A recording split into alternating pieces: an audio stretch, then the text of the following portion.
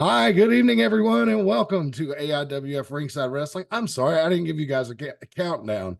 I just hit the button and went with it. But anyway, your Hall of Fame panel is with you again this week.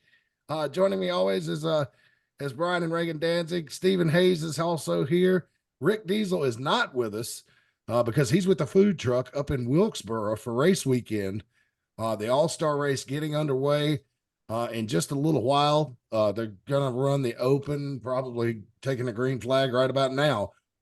So if you're watching us live on Facebook, that's what's going on. Hey, if you're watching on YouTube, do me a favor, real quick, and hit the like button for this video, hit subscribe, and ring that bell so you get a notification anytime we put out a new video. We got some good stuff coming in the next couple of weeks across our YouTube channels. Tonight at 7 o'clock in the East, Spring Jam is going to debut on the AIWF Network.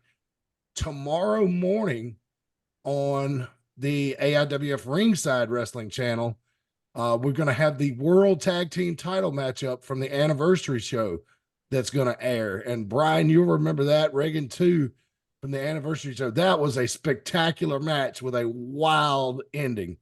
It was a good one. Definitely check that one out. Yeah, especially if you like the whole and it seems to be really popular. A lot of people love the fan cam with the natural sound. I don't talk much on it unless something major happens. Brian attacking the referee at Deal with the Steel was one that got me going. But it has to be something, pretty crazy that happens before I'll inject any commentary, because I always wished, not so much anymore in WWE, but over the last 10 years, I wish that I had an option, that I could hit a button on my remote control and turn off the commentary. Not that Michael Cole and whoever he was working with are doing anything wrong, but if you've ever been to live wrestling and you know what the natural sound is and how it feels and how everything flows, sometimes you miss that. And it's kind of fun.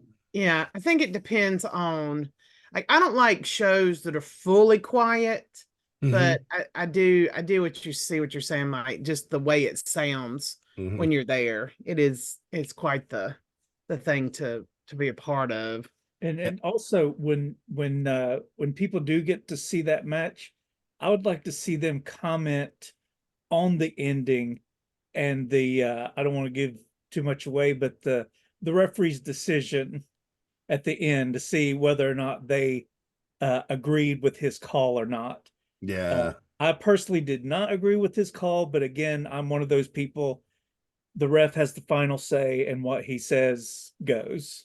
Yeah. So, I would just like to see if anybody else, what their opinion is of his call in that matchup.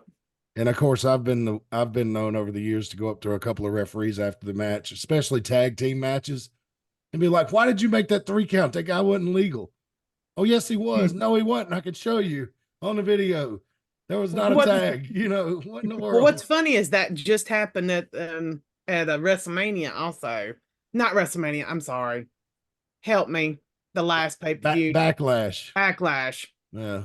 Backlash. I had a hard week this week with my brain. So yeah, Bobby and I have had discussions before about whether or not there should be 2 referees. But the thing is, every time, well, not every time, but almost every time I see a match that does have 2 referees, you end up having a conflict with the 2 referees.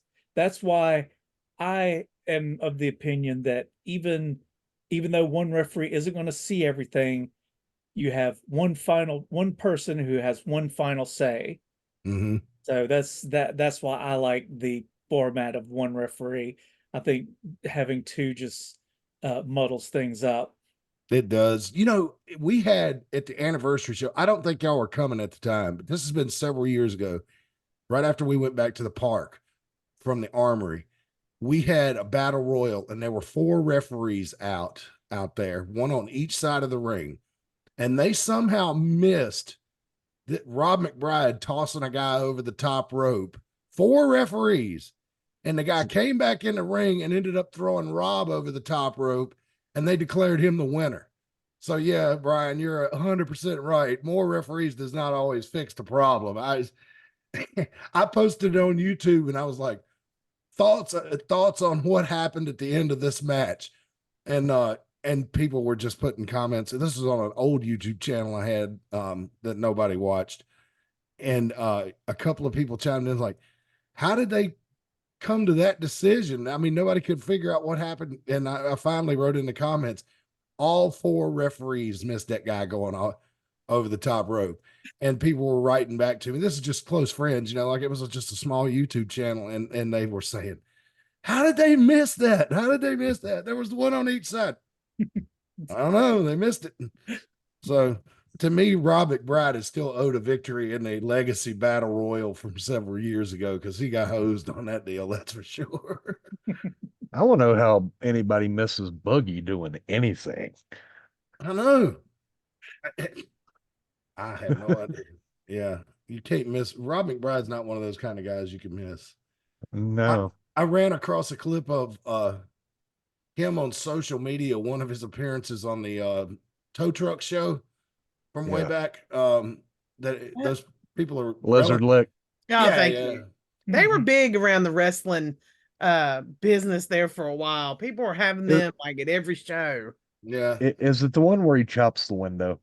Yes, he throws a smoke bomb in there or something. Yeah, Rob McBride was on that show, and some foreign person, and I don't, God, man, I don't know any softer way to say it, but you know how like people in other countries will post stuff on Twitter with poor English and try to pass it off as something new, and that's what they were doing, and it reminded me how long ago, because the footage was actually grainy. And so I'm like, now they shot Lizard Lick in HD. So what has happened to this show is it's moved around the world in syndication, and probably not legally, that this show looks like this. But sure enough, Robert Bride was on there. Some guy from Mumbai had posted on Twitter, and I was like, wow, Rob's in the big time now. He's made it to India. He's an international superstar. Yeah. I mean, if it's grainy, they were showing it from Rob's perspective because he is old enough that he sees in black and white. We laugh now, but that's going to be us in a few years. Yeah, I can't. Okay, we can't talk about being old because today this is not wrestling related, really. My favorite Smashing Pumpkin song is Ava Adore, and it was released on the 18th in 1998. And really? Yes. And I was just shook to my core. So I'm getting old. Reagan, I just hit 50 like 2 weeks ago or a week and a half ago. So yeah. Yeah, this one will be hitting that in October. Yeah. Halfway there, club. Yeah. I found it on Apple Music. That did not take long. Let's see here. I love Apple Music. I do too. That's what we have, and I think it's far superior than the other ones. The sound quality is better, in my humble opinion. Yeah, I was shocked at the sound quality, how much better it was. May 18th, 1998. Reagan is absolutely right. They have a remastered version on here. It looks like it was an album called Adore, right? Yes, it was, which was one of their first albums that had a lot of the like synth stuff to it, electronic to it. So it wasn't, the people are very divided on whether or not Smashing Pumpkins is good at just rock or the electronic stuff, because I also liked their last album they had out a couple of years ago that was very similar. I have some favorite songs from that too. Is it Sire? Seer. I can't say the word right. So I went to see them a couple of years ago at the PNC Pavilion down the street here. Great show, man. I really felt like I got my money's worth. They came out and played over 2 hours. Their set was. We were lucky when they right after they released that CD, they went on a small tour of like smaller places. So Greensboro has an amphitheater attached to the Coliseum, and we saw them there before they started doing their big tour. And man, oh man, I just there's just something about them. They I don't know. They just kind of transcend into this like godlike feelings when you see them like live. And you know, if you like them and stuff, I would seeing them live is so good. I don't like, and we're talking rock and roll here. Just bear with us. We'll get to wrestling, but it's kind of wrestling. Billy Corgan. Yeah, Billy Corgan owns the NWA, but I don't like everything the Smashing Pumpkins did, but the bulk of it I do, you know. And so I had a good time at that concert. Part of the reason was Edge was there, and I actually spoke to him, and that was kind of cool. But I was like, man, I ain't gonna be the one to hassle this motherfucker, you know, because I didn't think it didn't look like anybody was recognizing him. And so just as I'm walking back from getting a beer, headed back to my seat, as I walk by him, I see him on the cell phone, and it's before the Pumpkins came out, and I was like, hey man, I'm a big fan, like that. And he looks up from his phone and he goes, thanks, man. Right back to his phone. And that was all the interaction I needed, man. That was just, that's all like, yeah. So that was There's cool. You know, the Undertaker, speaking of that, we're kind of taking it back to wrestling. The Undertaker was just talking about, you know, people coming up to him like in the airports and stuff. And he was talking about how it's getting so bad now because people are now just coming with like tons and tons and tons of stuff for them to sign so they can sell it on eBay. So a lot of these people now are not stopping for real fans because like, he's like, if you're a real fan, you know, that's great. I'd love to see you. It's part of the business, you know. He's like, but so many people just come to you when you're trying to do something and just hand you thing after thing to sign. And it's really ruining it for like the real fans. Cause you know, everybody on here listens to us knows about, you know, how my friends and I met wrestlers in the 90s and stuff. And I just don't think that would happen. You hotel stalked him, be honest. Okay, it's stalking. But still, like those things wouldn't happen now because, you know, we just wanted to meet them and now everybody just wants to make money off of them. So everybody's looking to make a quick buck, that's for sure. But it is unfortunate, but I felt so bad that time that I went with, I don't know if you were there, Reagan, that night we went to the place in Greensboro after Raw. And we all we met Vince, we met Shane, we met Jerry the King Lawler. Jericho sprinted by us and went to the elevator, still wearing his gear, which was interesting. He was just like a gray blur. But like I saw, like when we were taking pictures with him and everything, I could see in their eyes how tired they were, even Vince. And I told myself after that, I was like, man, I ain't doing this no more, man. I'm hassling these poor people. They're just trying to get to bed, you know. But then, like, the thing we never, like when we did it, when we stalked, like we only went to the bars. Like we didn't bother them like on the way to the elevator or on the way inside, or because like one time we parked and like we parked next to Bret Hart and he was unloading and we left him alone because he was, you know, he was doing what he was trying to get ready and go in the hotel. We would only go into the bars where they were actively making asses of themselves and available for pictures and stealing 20s and stuff like that. No, we ordered drinks in the bar and walked back into the lobby and waited at the door. Yeah, it was bad. We didn't do that. So yeah, so I don't even remember if any of them came into the bar that night, but anyway. Yeah, I think WWF was stricter on that kind of thing than WCW was. Oh, I'm sure they were. I mean, they're still in business. So and that's the thing is when we did stalk one time the WWF in Greensboro, like we saw the Undertaker and a couple of people, but they were just very quietly like eating and stuff, and we didn't bother them. And the next morning when we met the WCW wrestlers, we were in breakfast with a lot of them and we left them alone. Like we were just eating our breakfast. They were eating their breakfast. So it's like, you have to have sense when you're stalking wrestlers. Like you have to know when to bother them and when to leave them alone.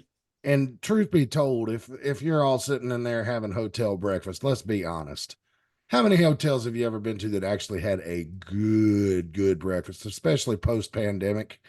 I mean, this was back in the 90s. So if you were in the Embassy Suites or something like that, yeah, it's probably pretty good. But I can tell you, this is a pay breakfast place. Oh, okay. You had to pay for breakfast at the bar because the bar turned into the breakfast place at the Adams Mark in the mornings. So. Was it pretty good? Was it pretty good? Yeah, from what I remember. Yeah. See, now I was about to say I'm not interrupting anybody just getting that bagel, cream cheese, and a little box of cereal. No. It just ain't happening. But Perry Saturn did threaten to put Candace in a duffel bag though. Mm. So I have no I comment. don't remember what I don't remember what led up to that, but So, yeah, certain friends of yours were too busy waiting on X-Pac to get drunk, so they may be able to take advantage of him. we never met him or saw him. Because the first time we met the WCW wrestlers was right after he got fired by WCW. And then we never got to meet him till we paid to meet him at a WrestleCade. Okay. So, I know one friend of yours was completely brokenhearted without mentioning any names. No, don't. Yeah, don't. No, I'm not. I'm being good. We did get a good picture of Juventud Guerrera though. So that was they were happy about that. Yes. Yeah. Funny, me and Major Havoc and Poison completely kayfabe Flair outside of Bojangles Arena one night. Oh wow. I wonder if go ahead. What show were you at? Do you remember? What was the pay-per-view? I think it was Judgment Day.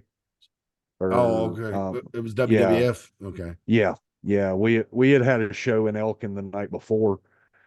We're hanging out outside the arena, and all of a sudden you hear this just massive chorus of woos coming down the side. And Flair was taking the comp tickets to the Fox tent for John Boy and them to give away. I mean, just being hounded. And he walks right by us while we're talking about the match we had the night before. And like, you got three people kind of look up like, oh, hey, Nate, right back to the match. And we got the nastiest stank eye side eye of, who are you to ignore me? I don't know. He's one that I would not bother. After my debacle with getting his picture at the Gold's Gym that I had to pay for my whole life, I would not bother him if he wasn't being. That was the one. He was so pissed off that day, and I was just like, ugh. He was already being hounded, so yeah, I'm not going to bother the man. Also, that terrible incident on what's that website that people go on and pay celebrities to say hey to them? Cameo. Oh yeah, man, do you think you could legally show that? Huh? Yeah, who paid for it? My friend and I did it together. Well, then it's on my account. All right, then you own the copyright. Yeah, you can show it. I mean, we should show that sometime. Well, I don't know. After we talked about it, Flair's Pizzeria incident, we got to it first last weekend. I was glad it happened later in the week and we got to it first.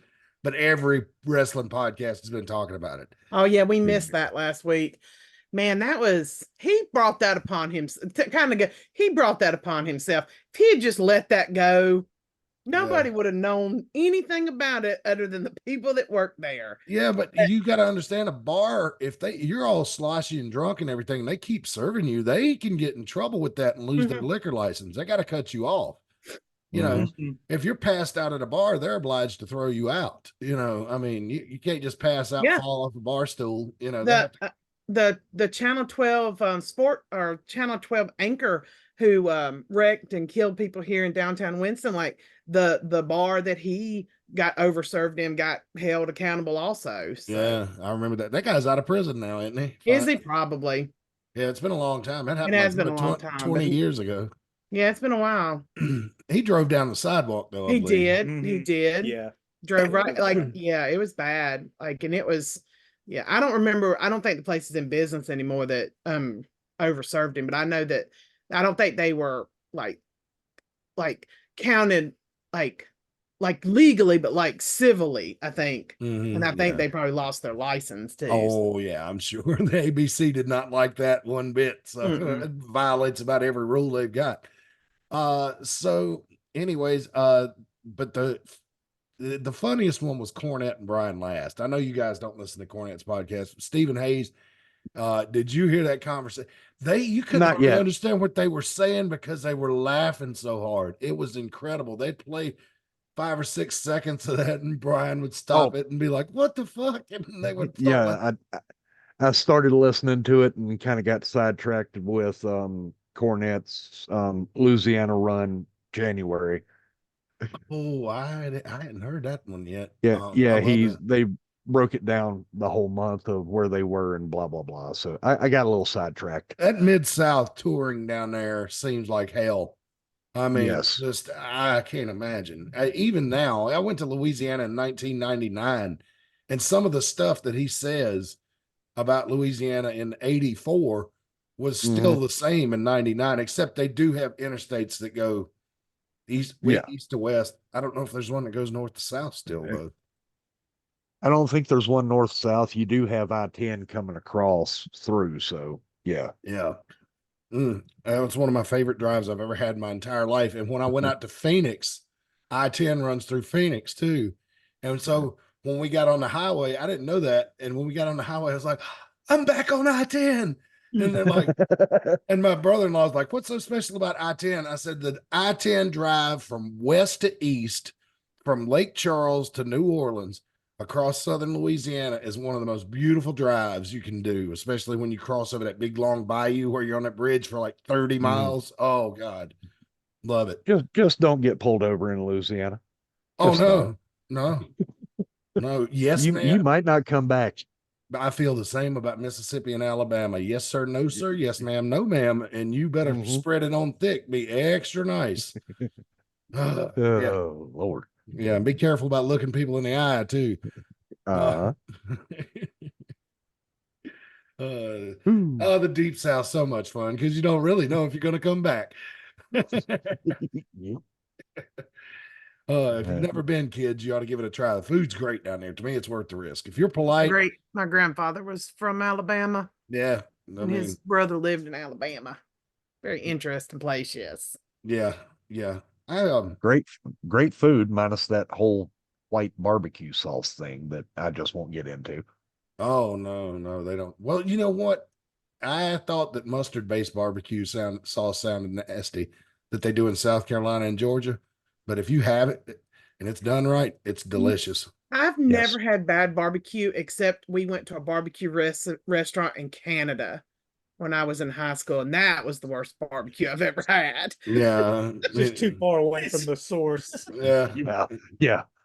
All the place. Yeah. It was, Kansas City has a reputation for good barbecue. The whole state of Tennessee, North Carolina, South Carolina, Georgia, Texas, even Arizona, they've got Rudy's barbecue out there, and that's not bad. I just don't think Canada when I think barbecue. no, we didn't either. And it was like, you know how liquidy Lexington's is, like Mhm. just in general, it was more, and I like that. This was more liquidy. And I don't know how that's possible, but it was disgusting. Yeah. You And were they didn't eating have sweet moose. tea, so what the hell? You read my mind, Stephen Hayes. They served their plate. They played a moose. Yeah. Yeah. Oh Lord. But now there's a place here in Concord as we talk about food now. I promise we'll come back to wrestling. Maybe, who knows? There's a place in Concord here called Jim and Nick's. I think it's a chain. It may or may not be. I don't know. Great sweet tea. But they put all 3 kinds of barbecue sauces on the table for you. Lexington, Eastern, and mustard based, right? Right. So the last time I was in there, every time I'd take a bite of barbecue, I'd squirt a different sauce on it. I was eating a different style every bite. Little Richards puts out all 3, I think, They put now. at least 2. Then they Yeah, put they out at put least 2. 2, but I thought they had a mustard based one. I They don't know. might have. I don't. I don't That's remember what seeing they- it the last time I was in the one in Mount Airy, but Oh, well, that's the thing about Little Richards. Like, they all got the same name, but they're all just a little bit different. mhm, Like, the one here in Clemens is different than the one in Winston. So mhm. they got like almost the same kind of food, but it's all this just different and stuff. But Yeah. I'm a It's simple man lobsters. when it comes to barbecue sauce. Just give me a vinegar based and I'm happy. Yeah, I like it all. Like I said, I'm a big eater. I like it all. I like Bring them it all on. too. I like them all too. But Mhm. speaking of liking them all, I'm gonna try to, very roughly segue, trip and fall into it to tell you about the AIWF Network and AIWF Ringside Wrestling. Those are the YouTube channels. If you want to see all the action from AIWF Mid Atlantic, that's where you need to be.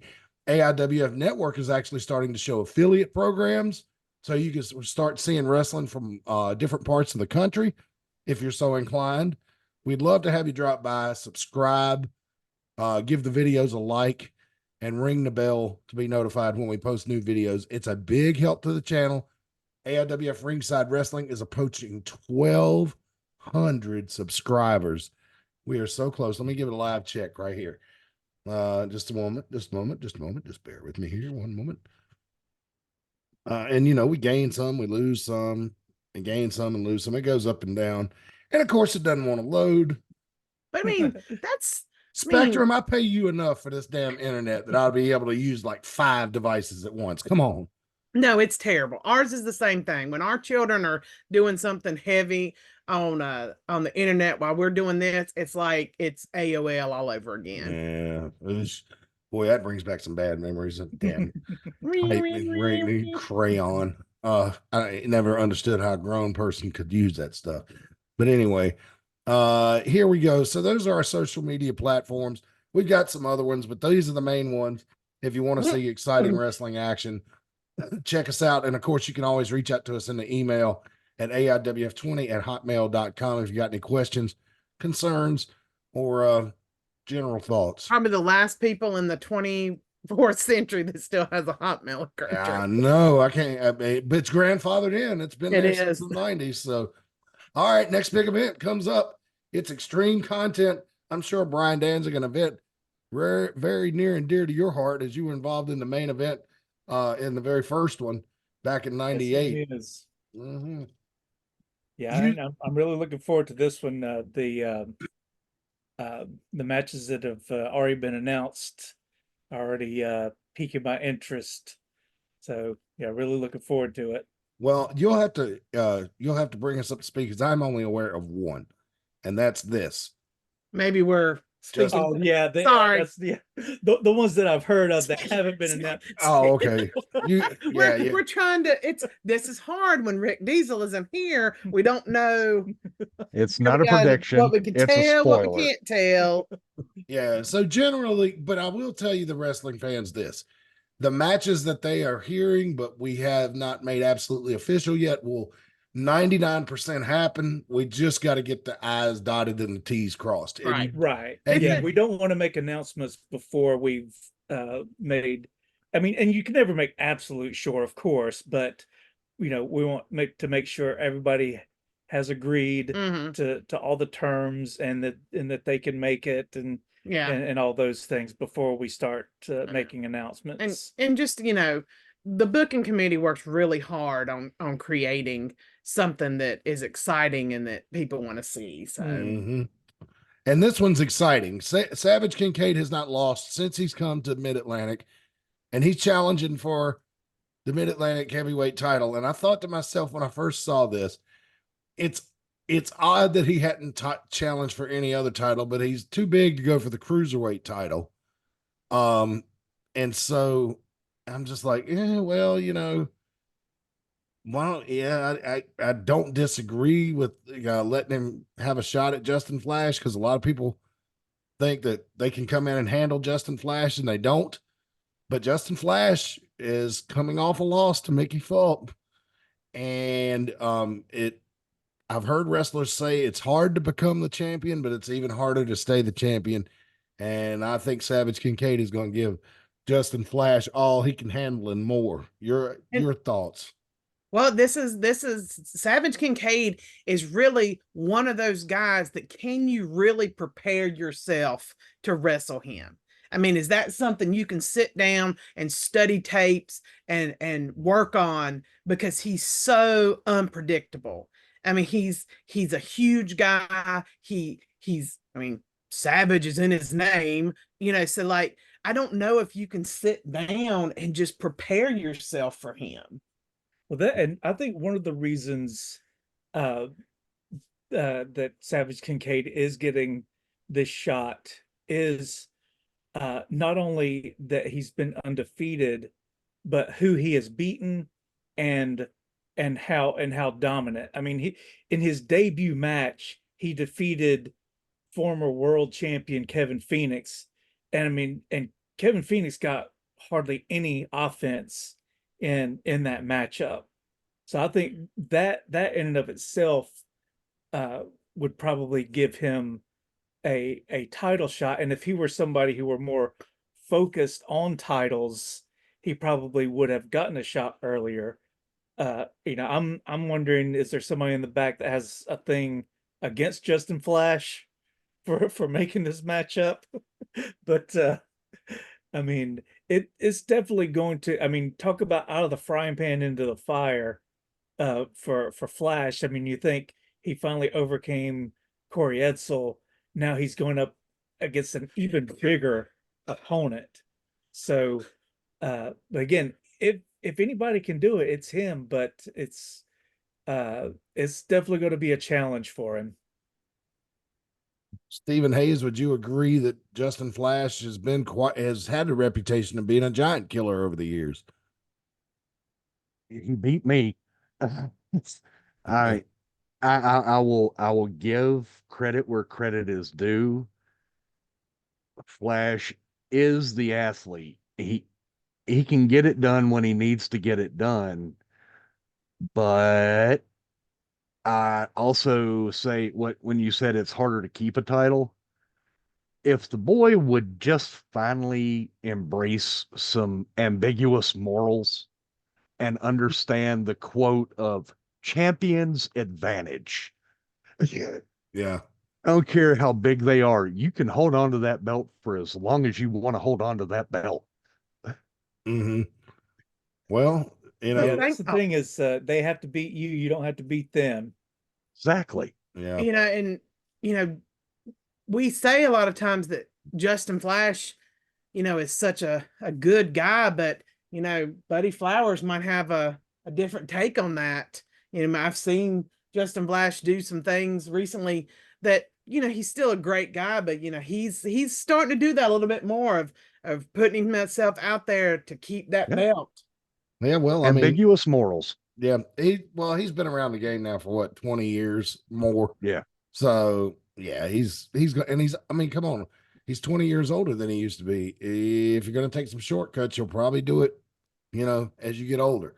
So I'm just saying, I don't think you're going to start seeing him like going into people's eyes and stuff like that, but I would appreciate it. I know you would. If you ain't cheating, you ain't trying. That's oh mercy. Well, we'll see. We'll see what happens. It all goes down Saturday, June the 1st at Veterans Park. We hope to see you all there. It's going to be a lot of fun that night. We'll have more matches announced as we get closer to that date. All right, real quick, let me tell you about Premier Auto Detailing. They can handle all your automotive cleaning needs. If it's commercial job, residential job, we can clean up that old jalopy and make it look brand new. We say it's the best car cleaning service in town. And if you'd like more information, give them a call at 336-883-5722. That's 336-883-5722 for more information.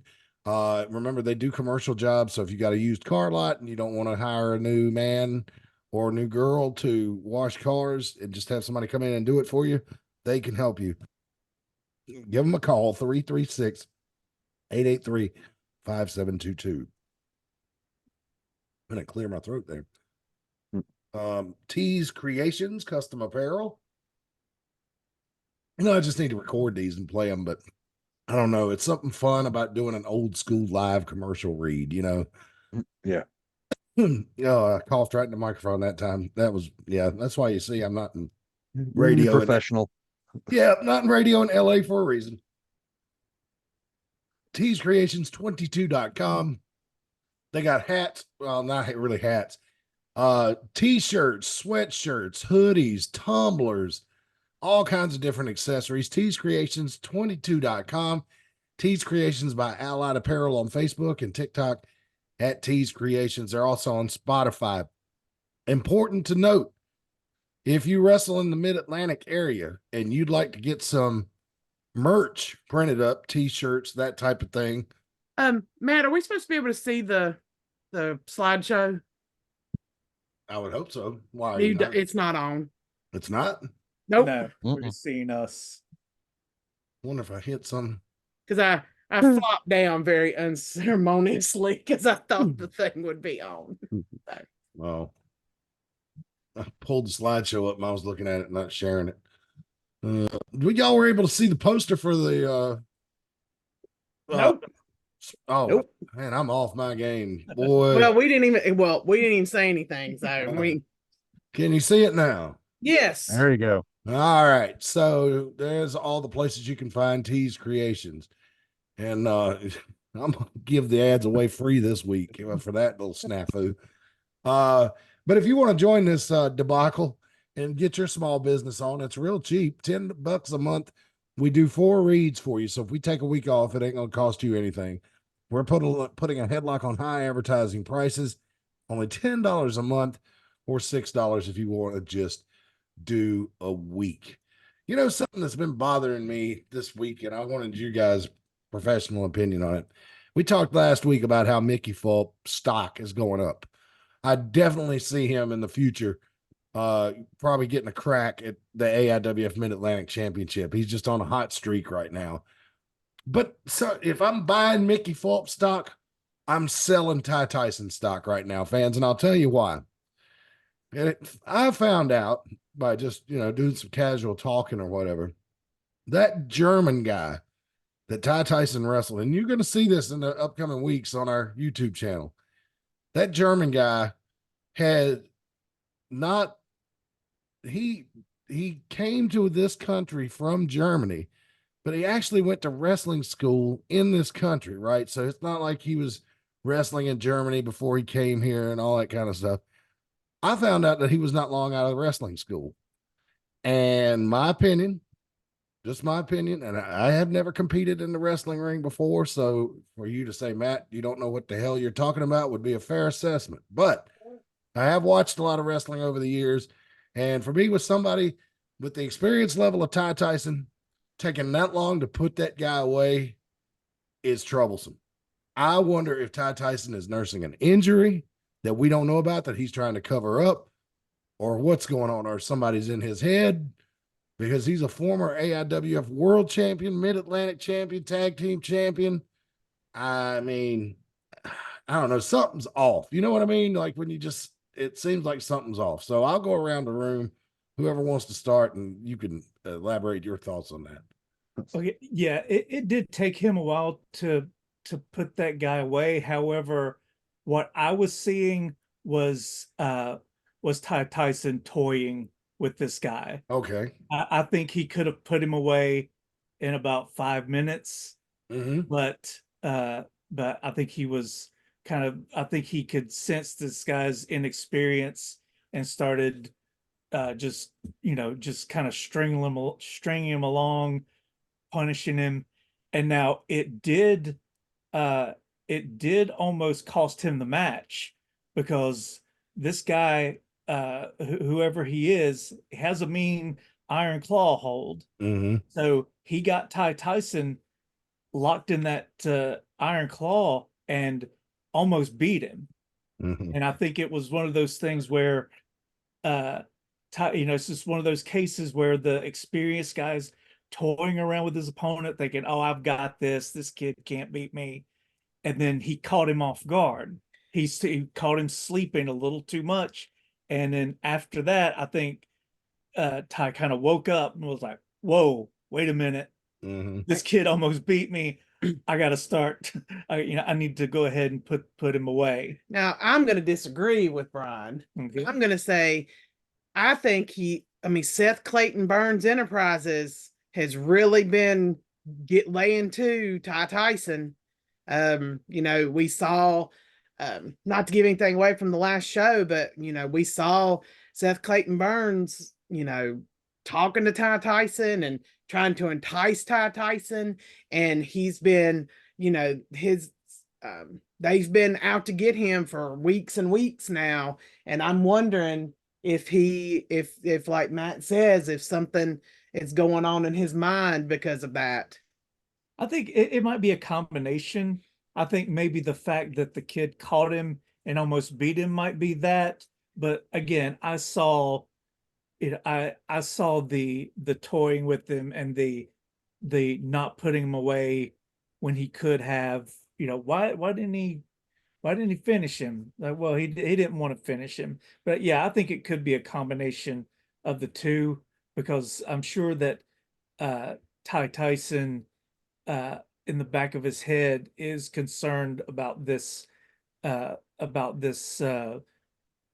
situation with Seth Clayton Burns, because I'm sure Ty Tyson understands that while Seth Clayton Burns isn't very intimidating physically, he does have a good wrestling mind, and he knows how to pick wrestlers.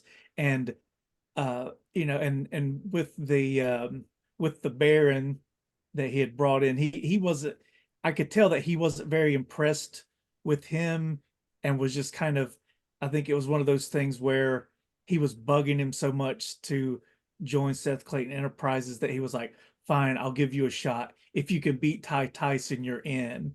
Kind of knowing that, well, that's not going to happen. And then before he even, I think either right after the match or maybe even before the match was over, both him and Mason Matthews had walked out of the building and left him lying there. Mm-hmm. Stephen Hayes, any thoughts? Was not seeing it, but I've teamed with Ty in the past. Me and Ty have been tight, and Ty does have a chip on his shoulder. So what Brian's saying, you find that person that, Ty knows he can beat. Ty's going to take his time and play around. I hate to say a cat playing with a mouse before it kills it. Mm-hmm. But Ty does have that attitude to him. And if it's possibility of, got a little too cocky and the kid snuck one in, it'd be a wake up call for Ty going, oh, wait. And now, as y'all are saying too, Seth Clayton Burns and them always on his tail. Ty's going to be looking over his shoulder here and there too, and not just the match on his mind. Mm-hmm. So there's always that in there too of what's going on. Take you off the ball for a second and somebody get one over on him. It's possible. Yeah, that's the thing about wrestling. Anybody can beat anybody, because Mm-hmm. even if your opponent doesn't have nearly the skill level that you do, you can beat yourself. You can make a mistake and beat yourself and the opponent, but the W goes to your opponent. Yep. Yeah. You can overthink it. You can underthink it. You can be your own worst enemy. Yeah. So, well, we'll see. Let's see if Ty Tyson can. I mean, he didn't lose, but I want to see him bounce back still. That's just what I have in my heart. Oh yeah. So, all right. So let's move on to the national promotions. At least one of them. And I'm not going to resist the temptation to take a shot here. But anyway, so SmackDown Friday night. Look, they had quarterfinal King of the Ring and Queen of the Ring matches on Raw, and they did on SmackDown as well. I was so excited about the women's side of the bracket for SmackDown because we got two good Lord matches that I would pay to see. I would pay to see each of those matches 3 times on the same card, right? Jade Cargill against Nia Jax, Bianca Belair versus Tiffany Stratton. And you could just do them, now I wouldn't pay full admission price for it, but I would buy a ticket if, if I could get in for like, $40. I'd say it was worth it. But Jade Cargill, I was hoping, man, when I saw the bracket, they put the bracket up, I was like, oh my God, there's a possibility here that Jade could fight Bianca. And I would love to see that. They're a newly formed tag team. Wouldn't that be great? But it didn't work out that way. Jade got herself disqualified against Nia Jax. So Nia Jax is moving on. The crowd was not happy. Was Jade Cargill's daughter in the yes, and Nia Jax was Yeah. yelling at her. And so and just doing it, are you gonna hurt your mommy? Are you gonna cry? Why don't you go ahead and cry? Nia Jax was being real mean to that kid, which I enjoyed. Kudos to you, Nia. I give Nia a hard time when she needs it, but she almost made the kids cry, and they were close. And so she didn't go as far as Sasha Banks with Izzy many years ago in the NXT arena. and making Izzy full-blown weep. And that was so awesome. That's why I was such a fan of hers for so many years. But you know, after you listen to Sasha Banks talk and talk and talk and talk and talk and not do much of anything lately, I kind of soured on her long before she left the WWE. But I got back because when they had the Clash of Champions here in Charlotte, her and Becky Lynch tore the house down. So anyway, so Nia Jax moves on to the finals, and then we got Bianca Belair and Tiffany Stratton. And the first thing I want to comment, as soon as Tiffany Stratton walked out, Jinky's sitting there on the couch working on her beads. She looks up and she goes, her trunks are cut too high. That's going to be a problem. Like that. And I said, It well, was. it sure was. I saw that on Twitter today. Oh, mercy. Yep. Thank God Tiffany's a lady and felt that coming, you know? Yeah. Yeah. So, but I bet maybe she'll think twice. I mean, got to give the girl credit. Every week she comes out, she's got new gear. Every week. I don't think I've seen her wear the same gear since she left NXT. So, but yeah, that became a problem. But she got through it, and she gave Bianca all she could handle. They had a competitive match, you know, wardrobe issues aside, but yeah, it just took me back to the days when, like, about 2013, and when Big E Langston would come out, and I always thought his trunks were cut too high too, and I would just constantly add him on Twitter. Like, one of these days, your balls are going to fall out, and somebody's going to step on them, and you're going to regret cutting your trunks that high. He never responded to me, but I'm telling you that back in those days, every Friday night when he was on SmackDown, as soon as he walked out at Big E WWE, and I would give him shit. So I know he saw it, you know, but the women are having a lot of wardrobe issues. Last week, Naomi was coming out of her top, right? Yeah. So they might want to test run these outfits or maybe do a workout, quick 2-minute workout in the gear before when they try it on or something. Because one of the girls should have looked at Tiffany and went, bad idea. Yeah. Just saying, bad idea. Yeah, those trunks were cut way too high. And if you haven't seen them, I'd encourage you to go online and look at beautiful gear. Love the purple and white and silver. I mean, yes, I mean, there's nothing inappropriate about it. Except until you take a gut wrench. Yeah. Until you take a gut wrench suplex and some of that light material gets moved around a little bit. But you should never have to protect your crotch on a gut wrench suplex. No, poor girl, but she did it. And so I think all class. She's young. She's not married, you know, so she's going to try stuff that's a little more risque as far as the costume goes. But I don't know if that ended up costing her the match because she was thinking about it. But Bianca had a hell of a match though. I mean, what did it go 3 segments, I believe. It was incredible. So if you hadn't seen SmackDown yet, go on your handy dandy Fox Sports app and at least check that out. Now I'm confused. Tama Tonga is in the final against Randy Orton for the men, or semi, right? Yeah, semi. I think it's semi. Yeah. So what's the other one? What's the other men's semi? Do you know? Not right offhand. I'd have to look. Yeah. But anyway, so look, just watch Raw tomorrow night, and they'll have the other men's semi and probably one of the other women's semi. But the thing that's confusing me is Logan Paul's going to go up against Cody Rhodes at King of the Ring for the WWF title, but Logan Paul said he was refusing to defend the U.S. title and tore up the contract, thus preventing Cody. Cody has held every title in WWE except the United States title. So if he beats Logan Paul, wins the United States title, he said he would be a Grand Slam champion. But Logan's saying he wasn't going to. So it says here on the website that it's a title for title match, but I thought that was still in dispute. Kiboshed. Yeah, I think allegedly kiboshed on SmackDown.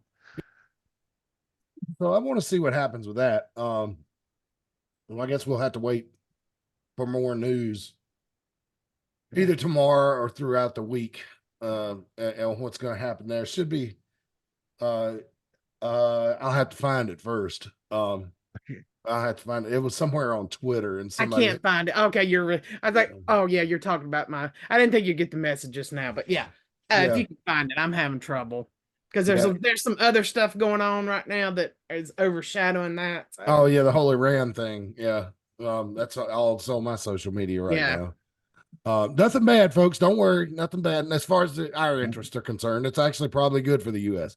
But yeah, but they're not coming after us. Yeah, no, they're Don't not worry, coming. that's not what's happening. Yeah, no, we're not gonna have to sick the Air Force on them. Don't worry. They'll blame us for the weather.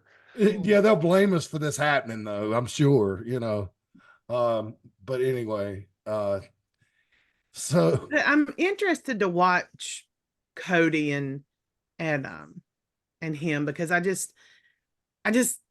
saw a funny meme that was like Logan Paul's picture in a forest, like some kind of dumb hat on, and then Cody Rhodes is Stardust, and like they were just talking about how funny it was that they're going to be, wrestling each other on a very big show, and both of them have come a very long way, very long way. But as I look up and down the card here for what they've got listed, got Cody and Logan Paul coming up in Saudi Arabia, triple threat for the Intercontinental Championship, which I just again with a triple threat. I want Sammy and Chad Gable 1-on-1. Whoever comes out, wait for it. Yeah, they got Bronson Reed in that match too, and I like that big old Aussie, man. He's great. That freaking splash he does off the top rope, Lord have mercy. I mean, it's like just the equivalent of, it probably feels like somebody dropped a bowling ball off the top rope on you. Probably worse, like about 5 bowling balls. Becky Lynch is defending against Liv Morgan, and I got a feeling, man, Liv Morgan might just slip in there and beat Becky. I mean, Liv's got a lot of momentum going, but then that's 3 they got listed, and then we got the 2, crown the king and queen of the ring. So this looks like it's going to be another 5-match show, and I would think that as much bread as the Saudis put up, do you think Stephen Hayes, we might see another match or 2 added to the card by the end of the week? I'd say at least 1, and knowing Saudi money added, it wouldn't surprise me if Roman shows up. Wouldn't that be something? And if Solo goes after Heyman, I would almost put money on Roman showing up to save him. That's a weird thing. If Solo and Tama and what's the other guy's name? Tongaloa. Tama and Tongaloa, if they don't trust Heyman, they're giving him those side eyes all the time. Why do they even keep him around? I mean, you keep your enemies closer than your friends. That's what they always say. I don't know exactly how the idiom goes, but you keep your friends close, enemies closer. Thank you. You look at same Solo give Paul the exact same hug and speech he gave Jimmy. That's right true. Before he spiked him. They've at least teased it, whether it goes that way or not. Yeah. But you have your possibility of, if they go after Paul, Roman saves him, or you get the guy that Triple H said was still in the company. They're just not advertising due to certain things. There's always the possibility of Brock. Yeah. That'd be interesting if they get him to come down from hunting up in Saskatchewan. Is it hunting Saudi money? Saudi money can get him. Yeah, Saudi money can get him. Saudi money can get. Buy all the elk meat he wants for that. That's right. Got to hunting Here, have some camel. Well, the way I've understood, I could just see him looking at them. Fuck you. How am I supposed to get that stuff all the way back across? You're gonna take a ton of ice. Got a lot of dry ice for that. A lot. Oh man. But I understand that Brock. Some of the interviews I've heard, the way I understand, Brock is transferring that compound up there where he's got a full-on meat processing. Like, I don't want to say plant, but he can, whatever he kills, he can fix up any way he wants. He's like the Mount Airy Meat Center, but in of his own. Yeah, but private, That's the one, And And that's great because, he self-admittedly does not like people. And so if he can prepare everything at home without having to go to the supermarket, it's probably good for everybody involved. It's probably good for him. Yeah. It's probably good for the general public. I'm surprised with a temper like his that he's never been in front of a judge for, dropping somebody on their head. He's been handled well over the years. Yeah. Well, he knows himself. He knows he doesn't like people, so he doesn't go around people. Yeah, and that's good. But you know what I will say about Brock Lesnar? He has left the wrestling business better than it was when he got here. Yes. When he was on his initial run, it was like when the NWO went on their initial run. He just won everything, and it was so predictable. Like they talk about The Rock and Brock Lesnar at SummerSlam in 2002, like it's this classic. Everybody knew Brock was going to win going into that match. It was almost pointless to buy the pay-per-view. You just knew, So yeah, let's rewrite history. Like this was a great, and they did put on a good match, but you knew what the outcome was going to be.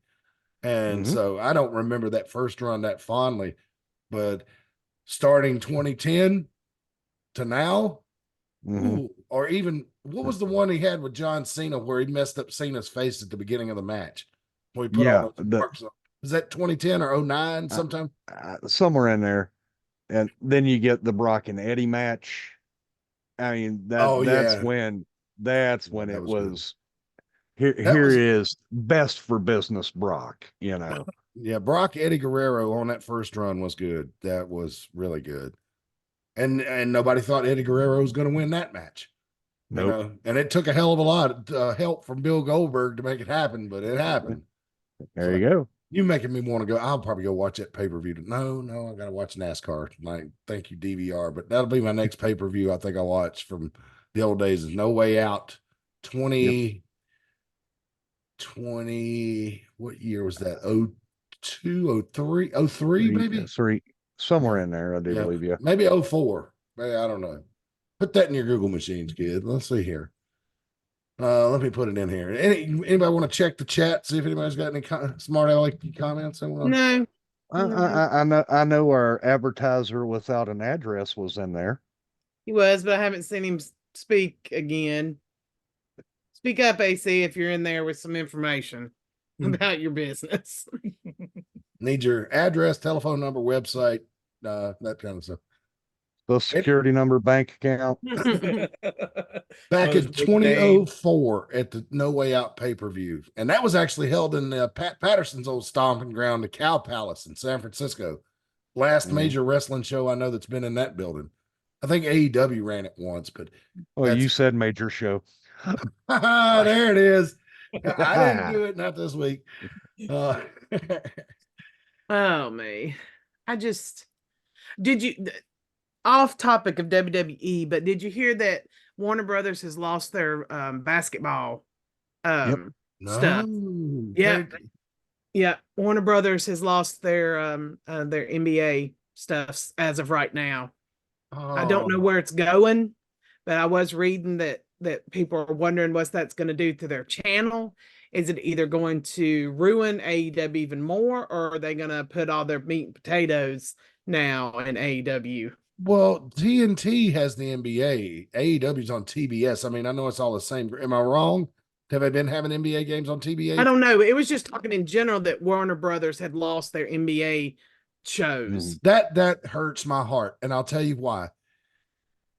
All the way back in the 80s, in the early 80s, early to mid 80s, TBS had a weeknight NBA game. And that was back when you never saw the NBA except on the weekends on television. You could they still played all the games, but you just got a box score in a newspaper in the morning, And I still remember the theme song. NBA is here to stay. Let's go to the hoop. It was Wednesday night. I mean, most of the times it was Hawks games because they could just go to the Omni, right? And cover Didn't Pat own the Hawks? Yeah, I think so. So it was easy for them. But I mean, it was still cool because this was in the early days of cable TV when it was like the Wild West. I mean, it was like primetime wrestling on USA Network. Oh my God, 2 hours and they're showing main event matches. Oh, little kids losing their mind.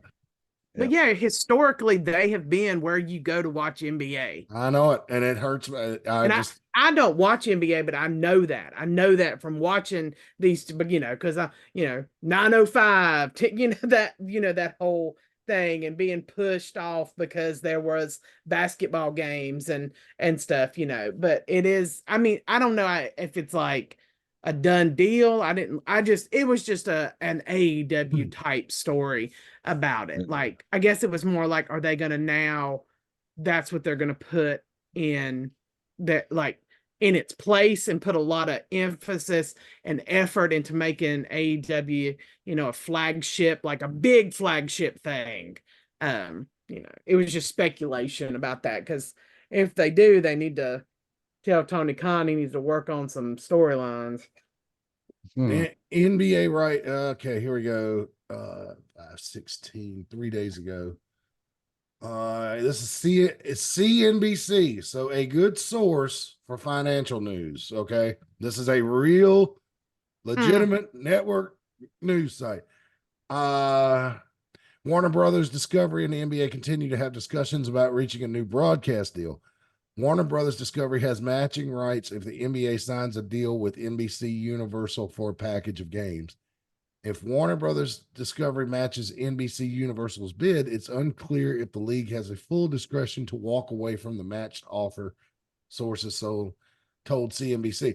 So evidently, just reading those bullet points, I'm not going to read the whole article because it's a wrestling show, not a basketball show. Mm-hmm. But looks like it's still up in the air. That's some big dollars being thrown around.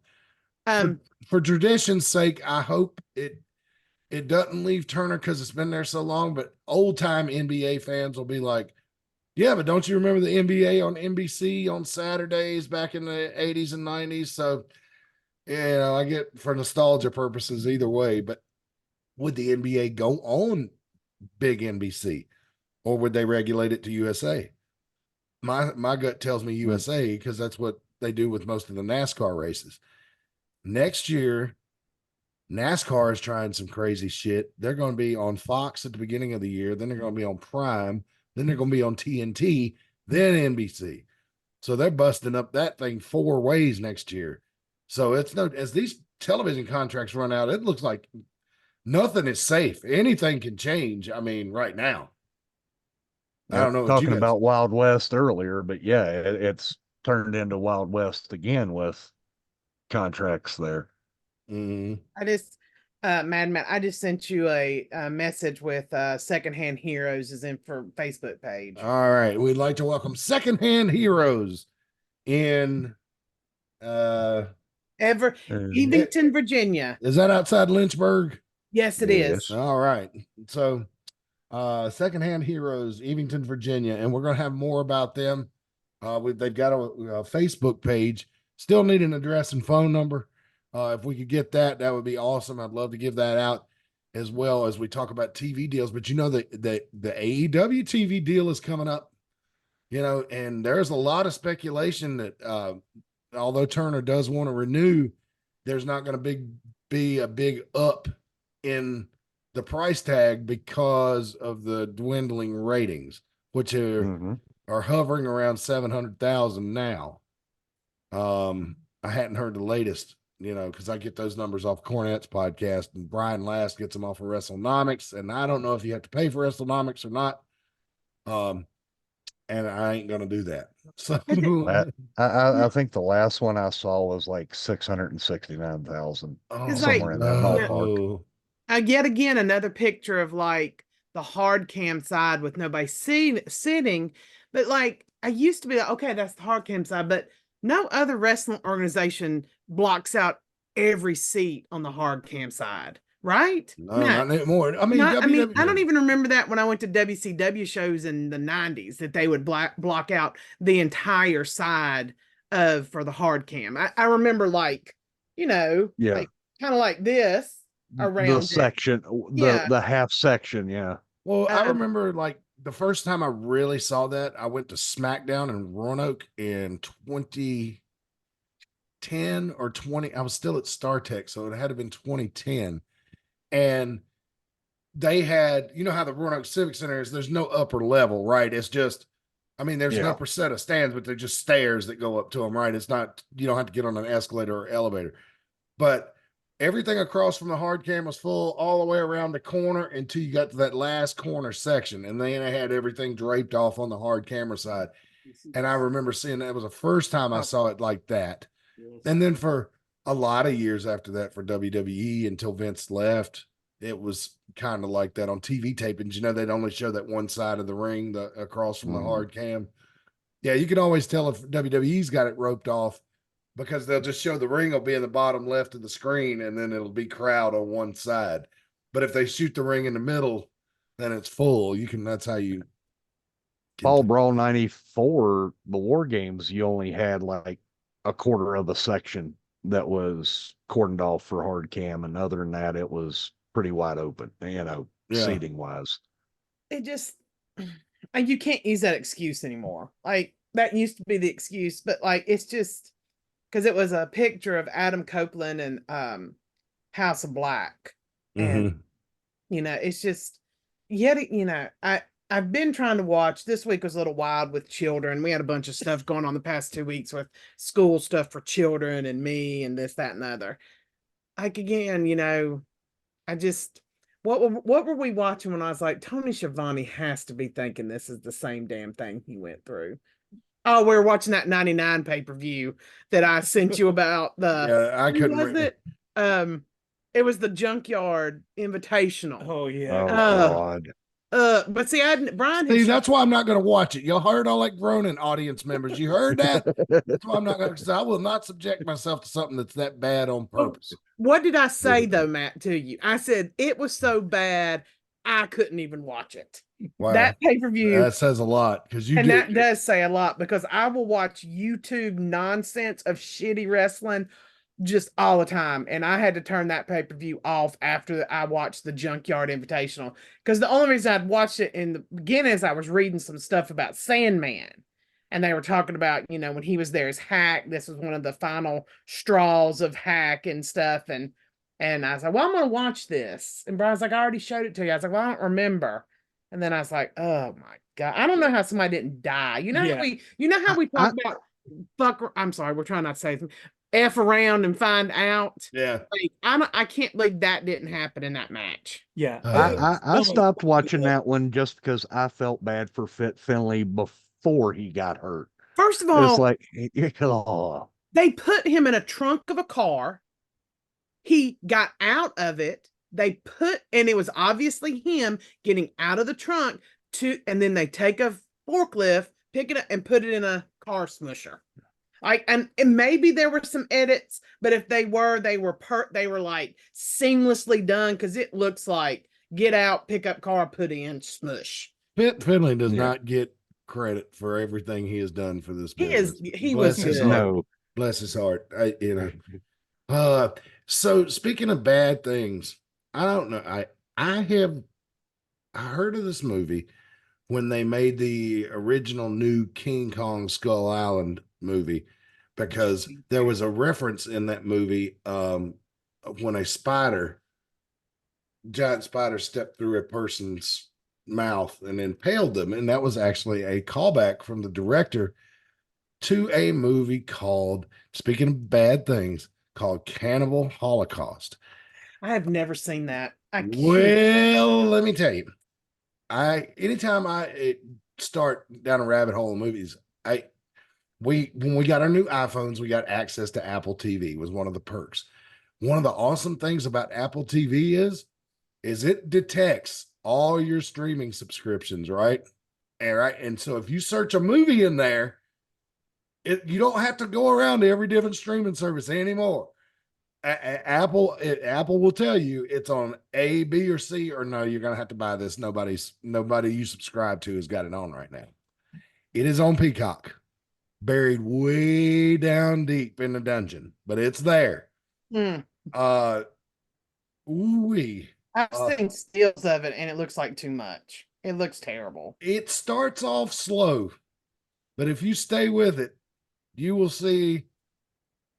Well, I don't know how the movie got made, honestly. It just seems like there were a lot of laws, even in Colombia, that were broken making that movie. I mean, I don't know what would possess, like, just to get that stuff on camera, just to shock people. And it's trying, and the movie pretends like it's trying to prove a point that Western culture is more brutal than primitive culture. Yeah, you can try to play that high horse all you want, but to me, it's just a twisted Italian director making the most fucked up movie he could possibly do and trying to put a moral on it to get away with it. Not a But Dario. have you ever seen it, Stephen Hayes? Because you're laughing. I clips. Like Mhm. I can't bring myself to watch, but I like it. No, yeah, no, And okay. we love, just like we love bad wrestling. Well, we love bad horror movies too. I And love bad horror movies. but I've seen clips and I've seen stills, and it's still, because there's that one where the woman and the people's faces are painted red and she's in the middle of them screaming, and it's just, and that's the movie, right? Yeah, that's part of And it. I'm All like, right.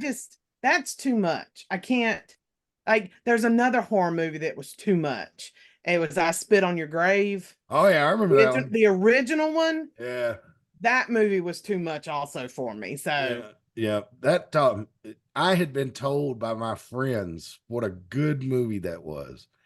So when I got to Brewers, when I worked at Brewers Movie Club, boy, I'm dating myself now.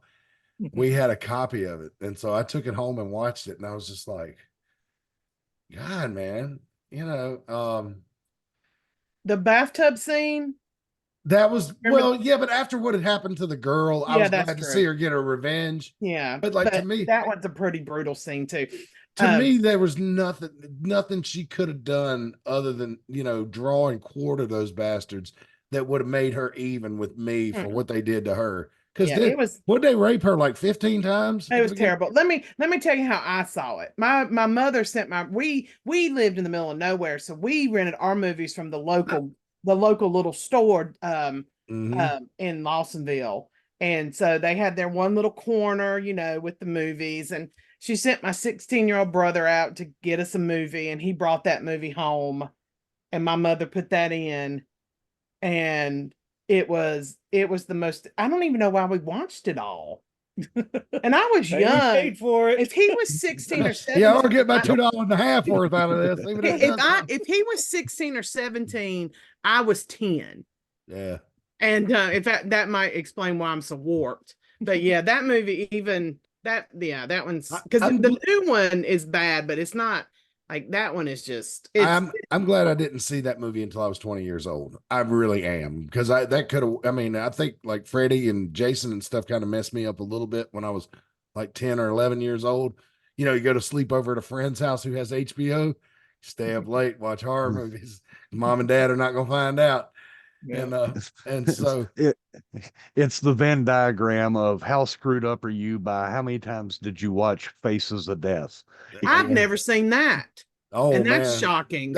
Faces of Death is actually good. I mean, when you're a kid and you believe it's real, Right, awesome. right. Because it is shot like a documentary. But then when you watch it back now with a critical eye, you're like, how did I believe any of this horse shit? I do remember I was 8. I was very young when those came out. I think I was still in elementary school. Oh no, People would honey. talk These about things them. came out in the late 70s and early 80s. Well, I guess people, I was in elementary school in the mid 80s, so Yeah. so You that can was still find them online. I watched the original Faces of Death online the other day, and well, not the other day, but it's been several months ago, and I was just like, Speaking of found footage, not that we're a movie podcast, but everybody should check out Late Night with the Devil. Late night. It is Where can we Late Night see with that? the Devil, Where can we see that? Shudder, AMC, or is it just on show? It's, if you can get it, it is very, very good. Very good. Let me see here. We were talking about how great Apple TV app is. Let me go ahead and put it in there. So what's it called? Late Night with the Devil. Late night. We've Yeah, there it is. Boy, that popped up quick.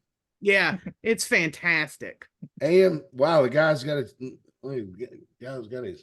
face on fire there. Mm-hmm. Late horror 2024, 1 hour, 33-minute AMC Plus. Or you can try AMC 7 days free, then $8.99. That's not bad for a streamer. Well, we don't pay, we get ours with it's Shudder is part of Prime.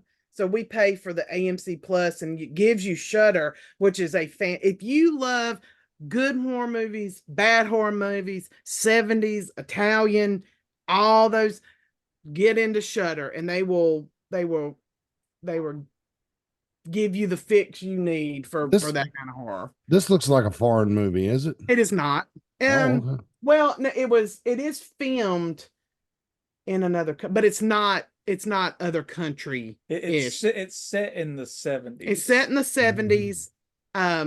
Yeah. I don't want to give away too much. Right. It's just, it's, if you like horror movie, this is a good one. And this is not a found footage like Blair Witch Project. It's like found footage of a I'll just say of a late night show. Studio IFC Films, the same people that brought you what was that damn movie where the guy sewed the 3 people together? Human Centipede. Yeah, it's not Human Centipede. Well, it's the same studio. It's the same studio, but it's not Human Centipede. All right, now they actually released it in the movie theaters. Yeah, Region, here's an interesting look. Apple TV is awesome. It tells you everything here. I didn't know it did this. I have Apple TV and I've never done that. Regions of origin: Australia, United Arab Emirates. So it is a foreign film. Well, it's not foreign. It's foreign because that's where they filmed it. But the people that made it are not foreign. It has a whole lot of production stuff. But it's not a foreign film. It was made in those countries, but it's not a foreign film. It's English. It's regular. I mean, it's like actors from here. Yeah. I'm not going to look up all the actors. I'll take your word for it, but it looks like an Australian movie to me. It's not. It's not. It's set in America. And it's I mean, I don't know if it's American actors, but it's not. I mean, most of them are and stuff. You'd be surprised about that kind of stuff because the Cannibal Holocaust movie is set in America and is set in Colombia, but actually is an Italian film. Yeah, this is an American film. It was released here in America. It was made for Shudder. It was made for Shudder originally, and then it did so well that they released it in the theaters here. Interesting. All right, enough talk about movies. I know we've been talking about movies now for a long time. Hey, we're a hodgepodge. Anyway, yeah, but if you want to get your mind warped and you got a Peacock subscription, search Cannibal Holocaust. But I'm telling you, only older teenagers, maybe not even. I would say that maybe 20 years old would be a good limit for that. Or if you got some really bad kids that you need to scare, maybe show it to them. Do I have to put on Cannibal Holocaust again? No, please. Back to that Venn diagram. I was dealing with a smart alecky kid one time years ago, and I put on the original Night of the Living Dead. Watch that kid get humbled down and start crying about 15 minutes into that movie. And Night of the Living Dead is tame compared to Cannibal Holocaust. So, but don't, like I said, it takes a little while to get going, but once it does, Katie bar the door. And yeah, good luck. That Matt Carter, he brought that Devil's movie into my house. No, you clicked on it. I just told you about it. Gave you fair warning too. Yeah. Oh, I warned you. Fair warning. What we got here? All right, branch management. Let's talk about something nice. Pretty plants and flowers. Branch management, man, they got it all covered for you. Landscape and service.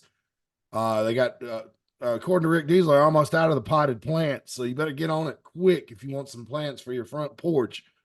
Don't buy them from Food Line, or I'm not going to say that. Just be careful where you buy this kind of stuff. You need to go to real gardening greenhouses places, because if you buy them at the supermarket, honestly, they're not going to live very long. Reach out to branch management. They'll help you with the beautification of your home, be it the lawn or around the porch. You know, they can help you out. They can do pressure washing, clean out your gutters for you, any type of contracting work. They got you covered. Best part about branch management, they got free estimates. So yeah, free estimates. 336-648 2487. That's 336-648-2487. And they will get you all set up. Give them a call. Tell them Ringside Wrestling sent you. And of course, here's our info again. All our social media. Well, our main social media, AIWF Network, AIWF Ringside Wrestling channel on YouTube. A reminder, please like, subscribe, and ring that bell to get notifications. And our most delicious sponsor, and the reason Rick Diesel is absent tonight, is T's Treats. They are locally owned food truck based in Mount Airy, but they're in Wilkesboro tonight serving the race fans. Hot dogs, chicken tenders, all kinds of crazy desserts. I think they've added a chicken sandwich and onion rings now. Oh Lord, Katie, bar the door. Yeah, I know. I mean, that's a food, Katie, bar the door. That's not a gross movie, Katie, bar the door. They also got frozen bananas. Has anybody had the frozen bananas yet? I have not. I have not, because if I ate everything I like there, I would be, I was going to say barren size, but the different barren. You'd have to roll me out. Yeah, no kidding, man. And, but yeah, they got the frozen bananas now. Yeah, I saw a picture of that new chicken sandwich. I might need to change up the slideshow, man. But look, now, she says it's on her lunch menu, like that and the onion rings. From what the post said, that's on her lunch menu. I don't know. We'll have to get it from Rick Diesel what exactly that means. Yeah, I don't know. Anyway, let's take a look at the schedule. Real quick, we are already here at June 1st, Extreme Content. Next show after that, June 22nd, and it'll be a regular TV taping. Then before you know it, Capital Punishment in July. Then we start getting revved up for Deal with the Steel on August 10th, and then Deal with the Steel itself goes down on August 31st. So as the weather heats up, so do things in the AIWF Minute. And the AIWF, I think, is also helping and presenting a show in Ivanhoe, Virginia. Yes. Next weekend. Yep. And so, yeah, wish I could be there, but which is a fascinating town. I went down a rabbit hole about Ivanhoe, Virginia. Do you know that a preacher cursed them to fall into a sinkhole to hell, and they have sinkholes everywhere? Wow. Oh, Ivanhoe is hell. I would there's a tiny little documentary about Ivanhoe, Virginia, and I would suggest, if you were interested in a local place, I mean, because it's not that far from Mount Airy, really, a place that has a very interesting history and an interesting story behind it, for it to be the middle of nowhere is quite fascinating. And I was just thinking it was good to be close to Whitfield, because at least you got all your favorite fast food places and good restaurants up there. But the thing about Ivanhoe is when you hear the banjos, paddle faster. Oh my goodness. But I'm excited. I think because I know Ty Tyson's gonna be on it. Justin Flash. And Mickey Fulp, I believe. Lucky Fulp. Yeah. So I've been recruited to also, tape it like we do, hopefully, and so we can show people. But if you're around that area, Whitfield or Galax or any of those areas, if you don't, you're not afraid of a sinkhole coming. Watch out for those sinkholes. I'm not going to be here. Oh, that's right. No show next Sunday because World 600. I will be there. And it's our anniversary. So it's their anniversary. So, yep. And I've noticed, and I'm going to point this out to you guys. I must be watching or paying attention to too much Bill Maher, because I had caught myself doing this before I make a point 3 times tonight. I don't know if y'all noticed it, but Bill Maher is definitely in my head. Love that guy. If you do, if you don't, I don't care. It's one of my favorite TV shows. And it was actually funny about that. Years ago, I'll tell you that. See, I did it again. Years ago, and I got his book on the way. So, but years ago, I was having trouble sleeping, and I went to old Doc Eason in Martinsville. Go Deeks. And I was telling, he was like, "Well, I don't want to prescribe you any medicine, but he kind of tell me what your routine is before you go to bed at night." And I said, I work in an office, so I don't have to shower at night. So generally what I do is I put on my pajamas and relax and watch TV. And he goes, well, what do you watch? And I said, well, generally the last thing I watch is Anderson Cooper 360 because it comes on at 10 o'clock and CNN because I want to know what's happening in the world. And he goes, oh, no, Matt, no. He said, there's your problem. I said, what do you mean? He said, Anderson Cooper, yeah, he tells you the news, but he says it in this dramatic way that he's trying to like get you upset or overly concerned or whatever to get you to sit through the next commercial break. And I was like, oh, they taught me about that at Star News. And whether you call it promotional forecasting, what you do is like, could a deadly hailstorm be headed to Concord? Find out right after this break. You know, it's promotion. You get them to come through the commercial. And the news organizations, especially cable, do it like crazy these days. And I was like, oh, well, I still want to stay informed, you know. He said, well, have you ever heard of Bill Maher? And I was like, yeah, I know Bill Maher. He does this thing on HBO on Friday nights. And he's like, well, do you have HBO? And I was like, yeah. He said, well, try that. And I said, well, I don't know, man. He's kind of a little too far to the left for me. At least that's what I thought at the time. And Dr. Easton goes, no, he said, I don't agree with everything he did, but you and I don't agree on everything, right? Everybody's got their own mind. He said, but if you want to stay in touch with what's going on, Bill will make you laugh about the news. And anytime he tells you about something terrible that's going on, he'll tie it into a joke. And he said, try doing that. So I stopped watching Anderson Cooper, started watching Bill Maher, been a fan ever since, and been sleeping a lot better ever since. So I watch Kit Boga do scammer bait phone calls. That's what I go to sleep to. So that's very fun to listen to also. Yeah. What don't channel know is that on? It's on YouTube. Oh, okay. I put on my little, this is how I have these headbands, that's headphones. Uh-huh. These things, if you can't sleep and you want to listen to something, these are the best things ever. And they won't bother your partner. Nope. Well, Brian wears his own, so we don't bother you. Got little headphones in it, put it on, and then Kit Boga's on YouTube. He has a channel and he's scam bait. He does does voices and stuff and talks to the people that are trying to rip you off and stuff. I think I heard one of those once. Did he do one where he was doing they were doing the gift card scam and he was talking like he was doing a Jimmy Stewart voice? No, he has like an old woman, a Southern woman, a guy, like a Southern guy, like a young girl that sounds dumb and stuff and does it's almost like improv, but phone. It's very funny, but that's what I fall asleep to. Do you guys We're all giving our hints of how we fall asleep at night? Yeah, tips to keep you entertained with other stuff besides wrestling. Do you guys remember Tom Mabe from back in the 90s?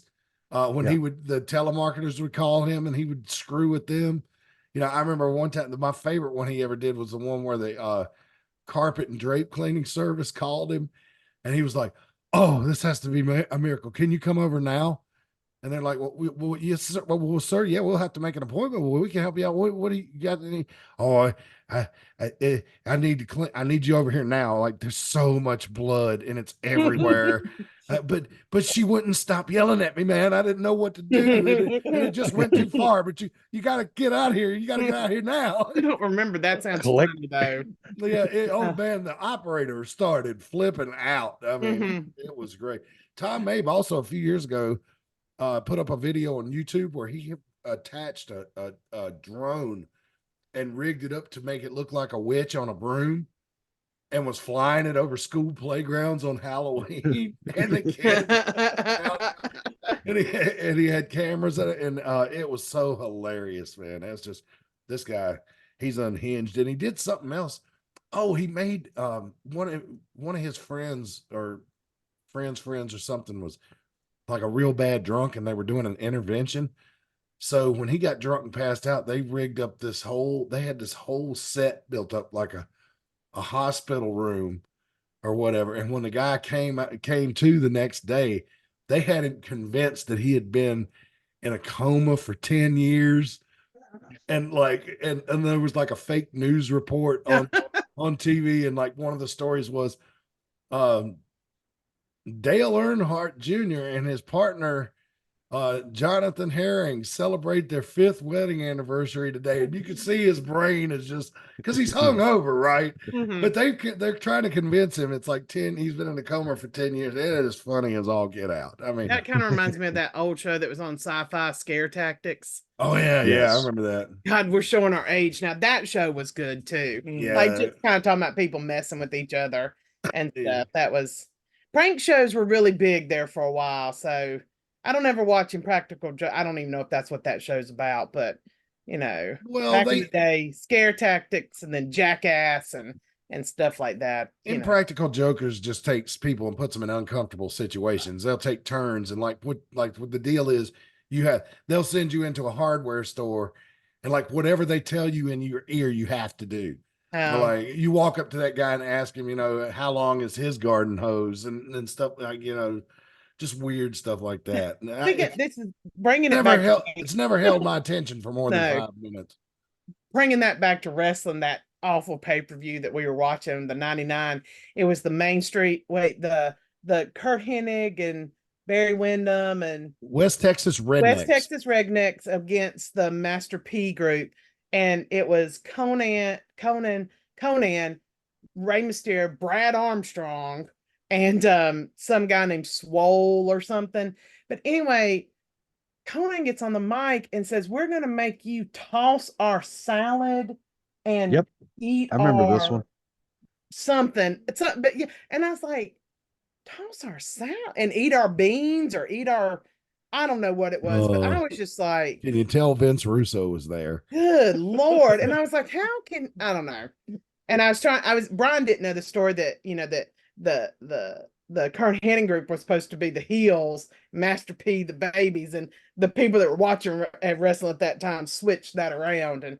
But then we were trying to figure out why Brad Armstrong was in it, but then he did the road dog punches. And I was like, oh, they're trying to convince people because at the time Road Dogg was wearing camouflage pants and black. Yeah. But that little bit where they tried to give Brian's personality on TV. Yes, and God bless Brad Armstrong, one of the best wrestlers. Yeah, just couldn't talk in front of a camera. Terrible. Same thing with Paul Roma, great wrestler, terrible personality. They said that Brad could cut a promo in the back in front of the boys like it was nobody's business, but get him in front of that camera, just I mean, he turned into his dad minus the promo. Minus the promo. I would say that his dad had a little bit more charisma. Brian got his dad's personality. Yeah. Brad got his dad's wrestling ability. But Brad Armstrong is your favorite wrestler's favorite wrestler. I promise you. Yes. Yeah. But I was just like, why? It is so random that he's in that group, like just so random. And then, like I said, when Brian said, see, I repeat, my children hate this about me that I repeat stuff, and I do, but I think it's just the way my brain works. But it was terrible also. But it's just, the match was not terrible. The match, because you had some really good workers in there. I mean, Barry Windham. Wait a minute. Stop. What? You've been telling us for an hour and a half how terrible this match was. I'm saying that. Now you said the match is not terrible. No, the match was terrible. Like the idea, but you had guys who were really good workers. Just like I said, AEW, these really good workers with really shitty storylines. So, well, that was WCW 99 in a nutshell. I mean, and they did good match, bad concept. Yeah. Good workers, bad match, bad concept, bad show, bad lighting, bad writing. Good ambiguous guys. Morals. Yeah, ambiguous morals. Yeah, I've never. That's the first thing I've ever watched from 1999, ever. I've tried to watch 2000 and I turned it on, and did I even make it through the first match? No, I turned it off. I was like, I can't even watch this. The Goldberg Bret Hart match where Goldberg kicks his head into the fourth row is actually pretty good, but I think that was at Starrcade that year. Because I remember watching that pay-per-view, I was thinking, it's the end of 1999. I'm going to give WCW one more chance. And I watched that pay-per-view and I was like, well, they had that Goldberg Bret Hart match was all right, but didn't see nothing else on there. It was any good, and so that was the end. That was the actual end for me in WCW. Although I'd left March of 97, when they won, the NWO won all the titles at Uncensored, and just one match they were able to get all the titles. And I was just like, what's the point? These guys, the NWO is going to win every week. Yeah. What's the point? See, this is what got us going to WWE was because my friends were upset. We were obsessed with Sean Waltman, you know, some of us. So when he started showing up on Raw with DX, we followed him, you know, because I mean, he was you know, he's got a good personality. I mean, we just kind of followed along, and then we started seeing that DX was doing much more interesting, much more fun vignettes and stuff. So we went then. And I don't know, that's probably 98. 98. Yep. So we probably made it to the mid 98. Yeah. And then because I've watched some 98 pay-per-views, I said I think we were already done. He showed up WWE the day after WrestleMania 14 in 98. So yeah, so that's probably when we started. I think what we did is we did that flipping back and forth thing until they started both having commercials at the same time. yeah, Practice Clear Channel Radio continues that tradition to this day on their radio stations, fuckers. Yeah. It's at the end of the show, and I just slipped it in. That's okay. We were really good. I only said it once, and you only said it once. So, and that was just a shot at it. You know, they do fine. Let's see. I was trying to think. There's something else that I thought of from that era that was interesting, but no. It's I remember WCW running me off at the Uncensored 97. I still remember Luger taking that pin, and I was just like really, but see, that's what I liked about WWF at the time. You didn't know who was going to win, right? You know, it was back and forth so much. I mean, you know, we stopped. I was not watching when the red and white NWO happened. I was not either. I was not watching then. We, you know, and it's just like once everybody became NWO, and it was pointless. You know, it was pointless. It was over. And yes, you knew exactly who was going to win on those shows. Yeah. And remember, there was 2 tiers of the original NWO, like the top guys, Scott Hall, Kevin Nash, Hulk Hogan. They had different music. They did have Virgil music. and the Luchador guys. Remember, there was different Scott Norton and that crowd, Marcus Bagwell. Yeah. And the big tall, what is his name? Not Chris Canyon, the other big top, Brian Clark. Yeah, Billy Holiday. Clark and Adams, yeah. Yeah, he was. Dr. Bill Payton used to say, "Oh, there goes that jobber NWO music." It's like that's what he would say. I'm telling you, if you're ever having a really bad day and just need to feel better about your life, watch the New Blood Rising pay-per-view and realize that we weren't a part of any of that. Is that an NW? I don't. It's a WCW late one, and it is 2000, horrid. I believe it's it is. I tried to watch something in 2000. I seriously could not watch it. And I if know I'm that's not like mistaken, 25 years ago, but I think that was around the Billy Kidman versus Hogan time. Boy, those are 2 things that do not fit together. No. And Billy Kidman's another guy, really great worker, really great. Yeah, it was also in that Russo Viagra on a pole match time frame. I don't know any of this, so now I'm gonna have to try. I don't know. Don't waste your life doing that. I want to go on and apologize to you if you do watch it. Yeah, I'm steering clear of that. Yeah, good. Life's too short. I mean, we spend too much time in front of screens anyway. Let's try to remember to watch nice things on our screens. I like a good mix. I like to keep it a good mix. So. Well, I will say this about Cannibal Holocaust. I'm glad I'm glad I saw it, because when modern directors pay tribute to stuff from the 60s, 70s, and 80s, I always like to, it's just something I do because I'm a cinema fan, to look up the reference. And I never thought I'd see that movie on a streaming service. But let me tell you something, folks. If you like 80s horror, Peacock has stepped their game up. I mean, they got some classics. They got Sleepaway Camp on there, Prom Night, And I all love them all old those. slasher pictures, man. You know, Friday the 13th lives on Max. So if you want to see how that whole not me, a lot of people do not know this. Jason Voorhees was not the killer in the first movie. Don't It was spoil his it. mama. Jason, But, yeah, you just the spoiled it. It's an old enough movie. I don't care. the best Friday, my favorite Friday the 13th is 3D. Yep.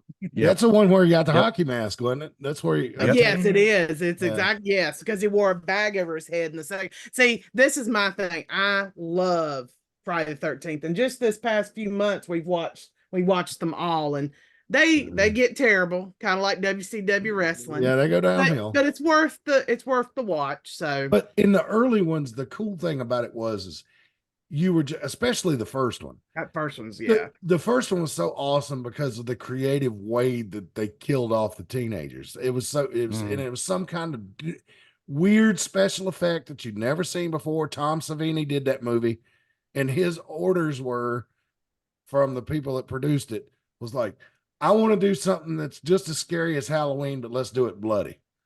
And they were like, okay, you know, so. And what's the sad thing is as WCW, as Friday the 13th went on, the less and less blood you saw. And like if you watch them, like the later ones, like there's like hardly anything after 6, it just it went. See, and I'm like Right. anything after 4 is I would like, say after 4. yeah. Once because they never mind. This is getting into my them, so I'm not gonna. It's what but there was a story that I since learned is not true, but I'll tell it because it is a good story. And Kevin Bacon is in the original Friday the 13th, and he dies by a spear or arrow coming through his throat. It goes in the back of his neck while he's laying on bed. Right. All right. So the story I heard was that Tom Savini was under the bed because they were using real pig's blood that you get at a butcher shop, right, for the effect. And remember, the sheets were white. He was wearing white. So this is one of those things you got to get it on one tape, because you pour pig's blood all over everything, it's ruined. You know, it's just ruined. So he had rigged up a device that was set to come up right here, right, that pushed that pig's blood out like it was a wound, and it had a bicycle pump hooked to it, right? And that's how he was going to do it. He was going to pump it, and the blood would come up. They get the shot, right? Nothing to it. Well, first time he pumps the bicycle pump, I don't know if you've ever used one of those things, but you have to be careful because they're really, the neck on them is skinny, right? First pump, it popped off, right? Well, they're rolling. He's got to get the blood out. So he takes the hose off the pump with that pig's blood in it and just blows, and it comes out. You know, they get the shot, they yell cut. Well, when they yell cut, he takes his mouth off the hose, and guess where that pig blood goes? Right in his face, because there's no pressure. It just comes back downhill, right? Gravity. And he's laying under the bed. And so pig's blood covers him in torso. And he's like, oh, again, he's like, no big deal. He rolls out from under the bed. The crew sees him. Everybody starts screaming, thinking he's hurt, because he rolls out from under the drenched in blood. And they know he was under there with a bicycle pump. And so that was like one of the funny stories from that movie. Turns out that wasn't true. That never happened. He actually used a chemical compound to make up that blood that actually made the actors sick. And he had to, during the course of shooting that movie, had to adjust the mixture that he was making that blood with so it wouldn't poison the actors. Well, and another story with his stuff, I think his name was Bill. He was one of the last ones to get killed. You don't see him get killed on screen.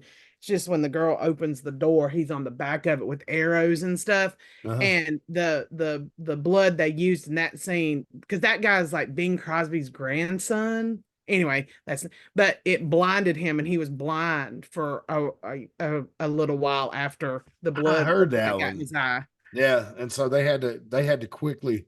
I mean, Tom Savini laughed about it, but yeah, I guess that's all you could do if you accidentally hurt people.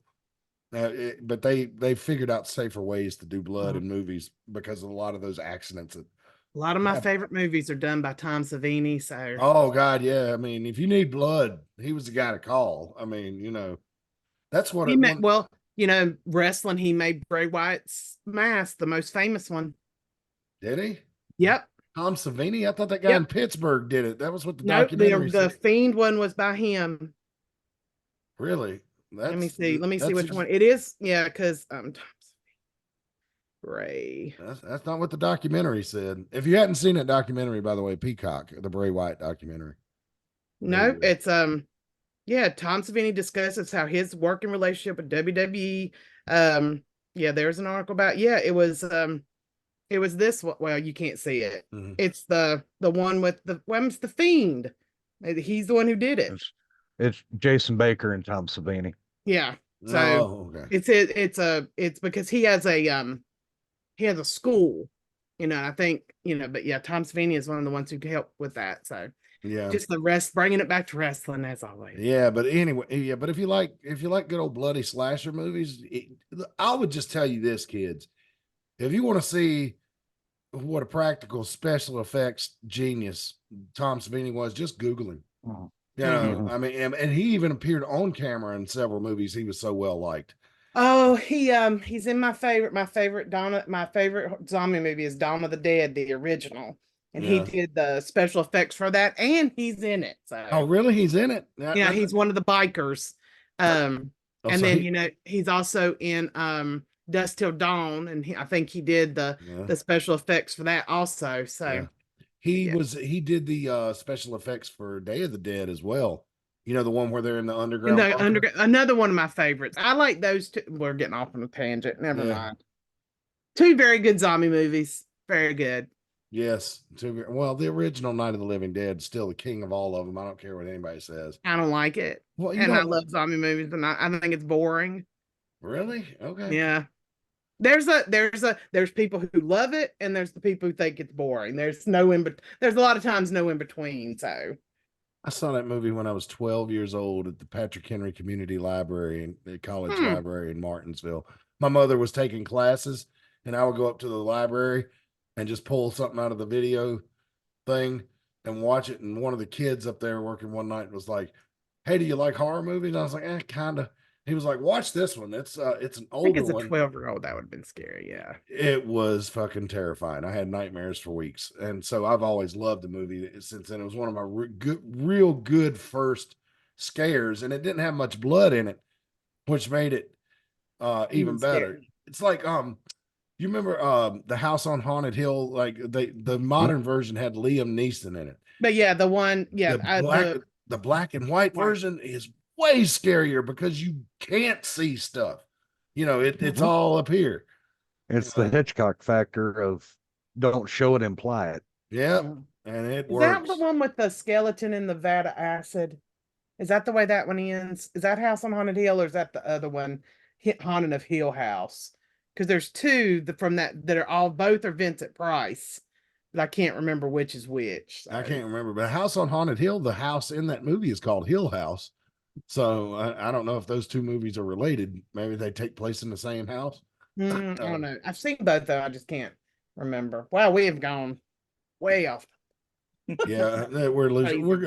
You deserve a week off, and so do we, fans. So next week, Memorial Day, we can enjoy all the racing. If you're a race fan, it's the greatest day in motorsports. Breakfast in Monaco, lunch at Indy, dinner in Charlotte. And so if not, whatever you got going on, enjoy it. Remember Memorial Day. It's good to thank veterans that are still with us, but like Memorial Day, you're supposed to remember the ones that didn't come home. So think about that.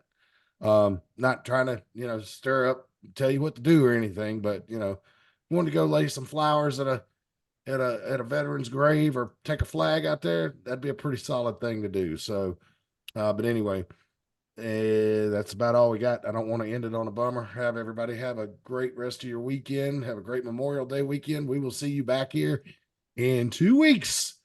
So for Stephen Hayes, Brian and Reagan Danzig, I'm Mad Matt Carter. We'll see you next time, fans. And until then, so long for now.